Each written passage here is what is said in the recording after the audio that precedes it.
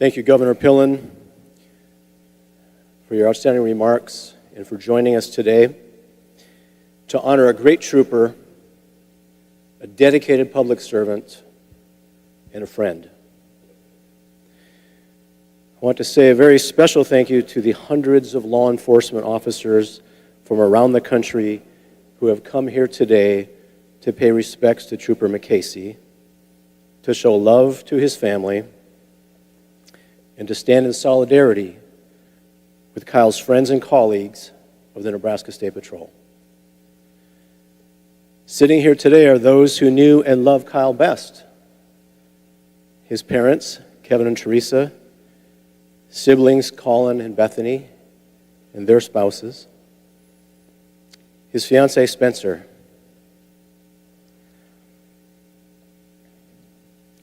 and of course, his incredible family here at Nebraska State Patrol. So many of you are here to honor Kyle's memory and to say thank you for his 10 years of service to our great state and his willingness to make the ultimate sacrifice in service to others. Your individual and collective presence here speaks volumes. If you didn't know Kyle, let me give you a little glimpse of Kyle as a trooper. He loved his job. He was an extrovert. He loved people. He never had a contact that didn't end in a lengthy conversation about something. Even those highly deserving of law enforcement intervention got the ticket and some kind of dissertation about something. He knew everything. He knew cars. He knew guns. He knew gadgets. He could talk with anybody about anything, and he did. He kept up a dizzying pace. One day he made 37 stops before lunch.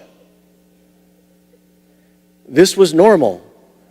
If you tried to keep pace with his hunger for work or conversation, you would finish a tired second place. For a variety of reasons, my work and Kyle's intersected often.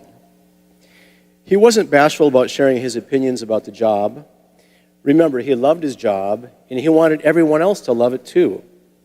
Therefore, when he had an idea that he thought would help, he shared it with anybody and everybody. Kyle was never really bothered by traditional things in a large law enforcement organization like chain of command or policy manuals. On occasion, I would receive a text from Kyle outlining some crazy rumor he heard, and he wanted to know if it was true. Usually my reply was, "No, Kyle, that's not true." "Good enough for me," was his response. And I could imagine the conversation around the lunch table, and Kyle would tell his partners, "I just texted the colonel, and he said, not true." They were probably mortified, but this didn't dissuade him from reaching out from time to time. As is true of most highly active troopers, Kyle ran afoul of the policy manual a few times and found himself qualifying for some sort of discipline. The few times that happened, he would come into my office with his hat in his hand and explain how he screwed up and would take whatever punishment he had coming.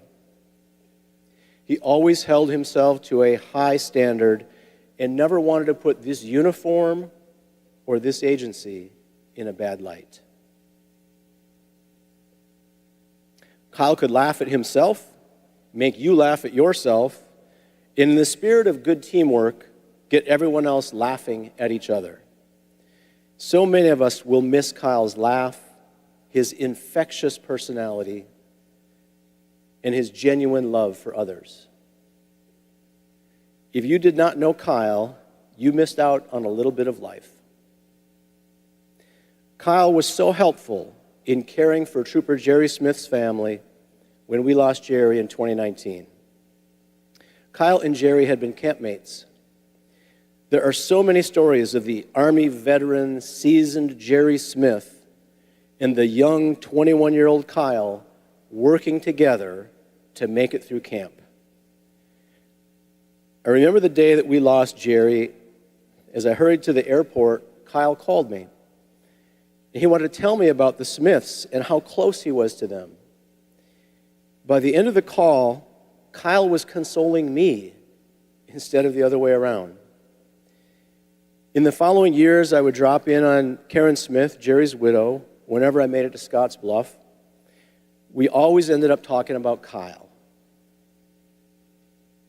It was as if Kyle was Jerry's little brother. Karen, I know you're watching this service today, and I want you to know that Kyle talked about you as much as you talked about him. Kevin and Teresa, you raised an amazing son. Thank you for sharing him with us these last 10 years. As I close out my comments today, I want to speak directly to the men and women in uniform today. Look around you. This love and support is, of course, for Kyle, but it's also for you. Wherever you serve, these fine people gathered here today, they know your heart, they know your sacrifice, and they know your willingness to serve them in all conditions, at all times, and on occasion, at the highest price.